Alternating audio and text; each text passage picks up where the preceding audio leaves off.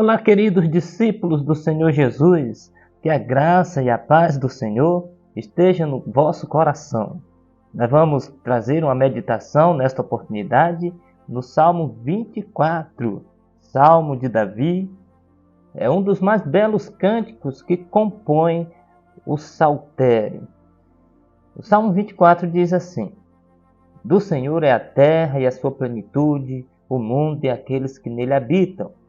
Porque ele afundou sobre os mares e afirmou sobre os rios. Quem subirá ao monte do Senhor, ou quem estará no seu santo lugar? Aquele que é limpo de mãos e puro de coração, que não entrega a sua alma à vaidade, nem jura enganosamente. Este receberá a bênção do Senhor e a justiça do Deus da sua salvação.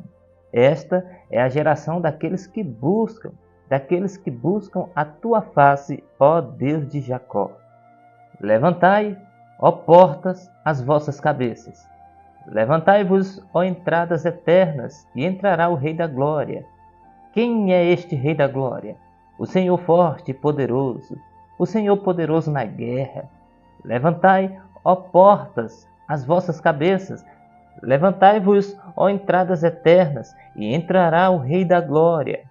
Quem é este Rei da Glória? O Senhor dos Exércitos. Ele é o Rei da Glória. Meus queridos, o Salmo 24 pode ser dividido em 3 partes. No versículo 1 e 2, o Salmo fala sobre a soberania de Deus.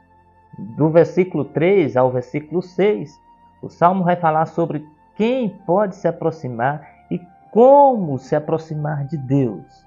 Do versículo 7 ao 10, fala sobre a entrada triunfal do Rei da Glória. Vamos começar então analisando sobre a soberania de Deus. Por causa do pecado, a tendência do homem é não reconhecer livremente a soberania de Deus. Por isso, reluta para não se humilhar na presença poderosa do Senhor. No Salmo 2, diz que os povos, os reis, os príncipes conspiram contra Deus e o seu ungido. Porque os homens não querem admitir que Deus exaltou o Senhor Jesus como Rei dos Reis e Senhor dos Senhores. Na verdade, o homem quer assentar-se no trono como Deus e dominar as nações e dominar a história. Mas isso é loucura. Tentar usurpar o trono de Deus e a soberania de Deus é simplesmente impossível. Primeiro, porque tudo é do Senhor. O versículo 1 que nós lemos diz: Do Senhor é a terra e a sua plenitude, o mundo e aqueles que nele habitam. Deus é o dono de tudo. Ele é Senhor sobre tudo e sobre todos. Não existe nenhum milímetro neste vasto universo que não pertença a Deus. Tudo é do Senhor. Se Ele é o dono de tudo, os homens são apenas mordomos para cuidar daquilo que é do Senhor. Portanto, é loucura o homem querer reinar sobre aquilo que não é dele. É insensatez o homem querer assentar-se no trono que não é dele, é de Deus. Em segundo lugar, tudo pertence ao Senhor, porque Ele mesmo é o Criador. Está escrito no versículo 2, porque Ele afundou sobre os mares e afirmou sobre os rios. Este verso está se referindo à terra e nos arremete ao texto da criação lá em Gênesis capítulo 1, quando o Senhor criou os céus e a terra e criou com perfeição e com beleza. Ele fez toda a criação. Deus criou tudo de maneira maravilhosa, com um poder e sabedoria incomparáveis.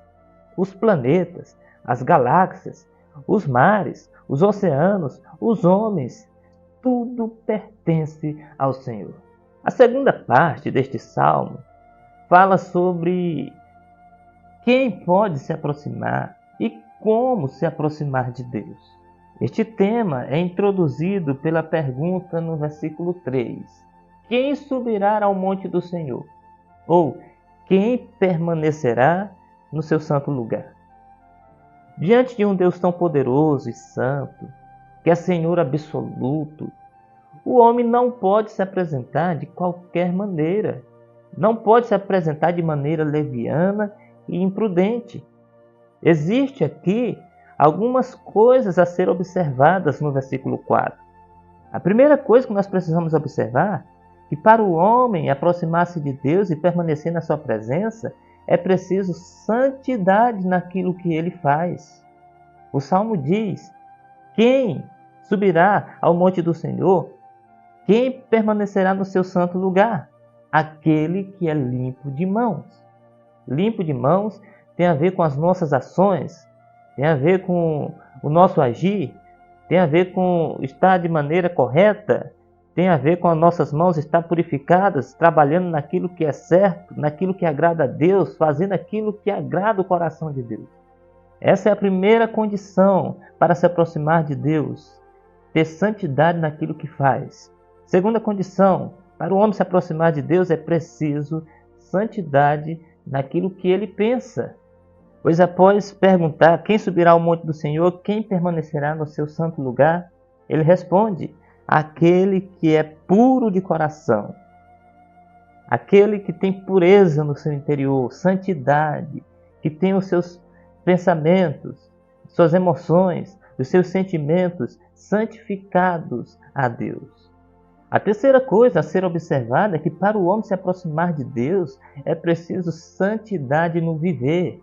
Você já viu que é preciso santidade nas mãos, naquilo que faz, é preciso santidade no seu interior e é preciso santidade na sua maneira de viver, pois está escrito: aquele que não entrega a sua vida à vaidade, aquele que não se entrega às coisas fúteis, aquele que não se entrega ao pecado, aos ídolos e aquilo que não agrada a Deus.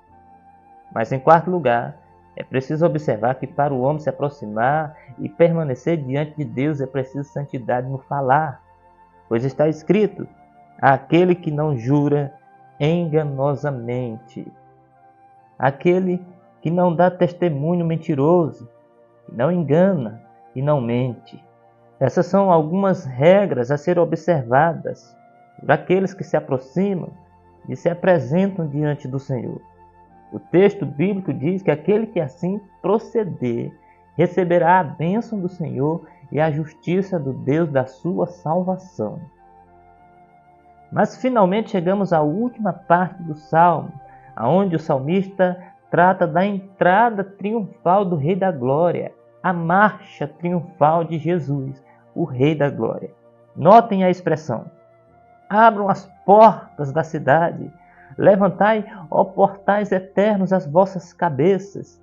Então surge a pergunta: abrir as portas para quem? Quem é este que vai entrar na cidade? A resposta é: ele é o Rei da Glória.